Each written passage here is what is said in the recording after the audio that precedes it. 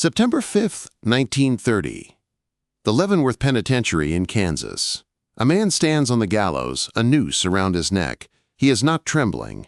He is not praying. When the executioner asks if he has any last words, he snaps, "Hurry it up, you Hoosier bastard! I could kill a dozen men while you're fooling around." This was Carl Panzram, a man who claimed to have committed 21 murders, thousands of sexual assaults, and countless acts of arson and theft. He didn't blame a bad childhood or a momentary lapse in judgment. He blamed the world, and he spent his entire life trying to burn it down.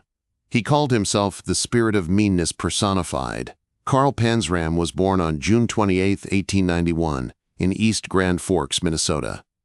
His parents were Prussian immigrants struggling to farm a harsh, unforgiving land. By all accounts, his father was a ghost, leaving the family when Carl was just a boy, and his mother was overwhelmed.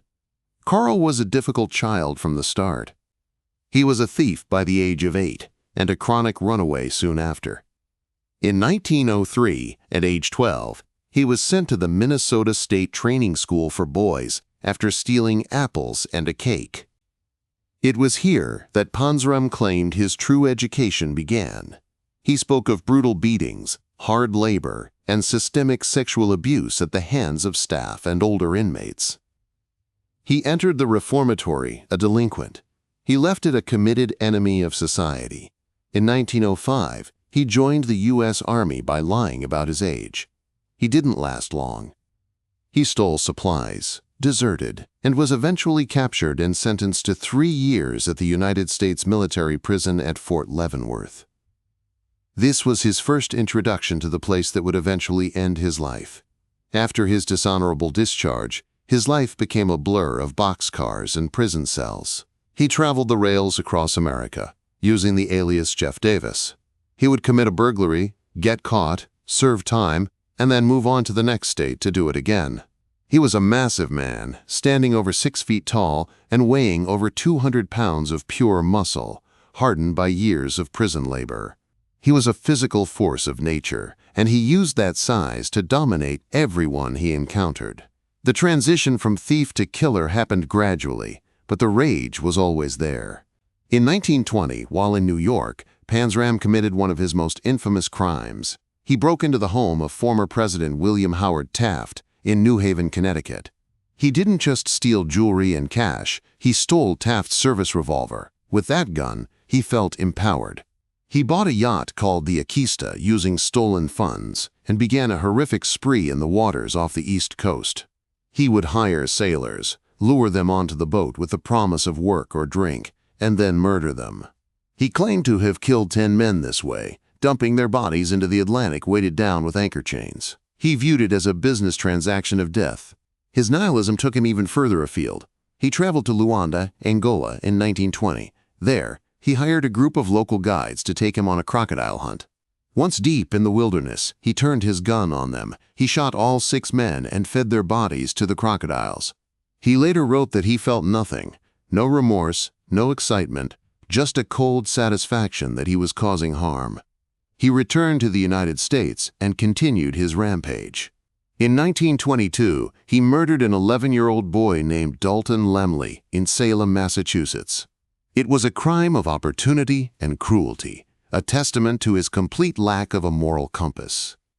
The investigation that finally brought Panzram down wasn't a masterclass in detective work. It was the result of his own escalating recklessness.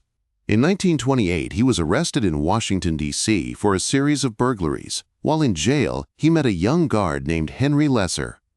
Unlike most guards, Lesser treated Panzram with a modicum of human decency. In return, Panzram did something unexpected. He began to write. He produced a massive, sprawling autobiography detailing every crime, every murder, and every dark thought he had ever had. He handed the pages to Lesser, one by one. These documents would become one of the most terrifying glimpses into the mind of a serial killer ever recorded. While awaiting trial for his burglaries, Panzram's violent nature could not be contained. On June 20th, 1929, at Leavenworth, he picked up a heavy iron bar and crushed the skull of Robert Warnke, the foreman of the prison laundry. Warnke was a civilian employee, and Panzram killed him simply because he represented the authority Panzram hated. This act moved him from a burglary charge to a capital murder case. He refused to fight the charges. He pleaded guilty and demanded the death penalty. He told the court he would kill again if they didn't hang him. He even threatened to kill his own lawyers if they tried to save him. The trial and sentencing were brief. Panzram was sentenced to death by hanging. He was moved to the death cell at Leavenworth, where he spent his final months writing more for Henry Lesser and taunting the authorities. He grew frustrated with the legal delays, even those meant to ensure he received due process. He wrote letters to the local newspapers demanding that the state stop wasting money and just kill him. When the day finally arrived, he walked to the gallows with a stride that suggested he was the one in control. He died as he lived, angry, defiant, and utterly unrepentant. Carl Panzram remains a chilling figure in criminal history because he defies the typical patterns of serial offenders. He didn't seek fame, and he didn't seek to justify his actions through a complex delusion. He was a man who believed that because the world had been cruel to him, he had a right, even an obligation, to be cruel back. His life was a cycle of incarceration and violence that the American penal system of the early 20th century was wholly unequipped to handle. He was a man who looked into the abyss and decided to become the abyss himself. His story is a grim reminder of how resentment, when left to fester in the dark corners of a prison cell, can transform a man into something truly monstrous.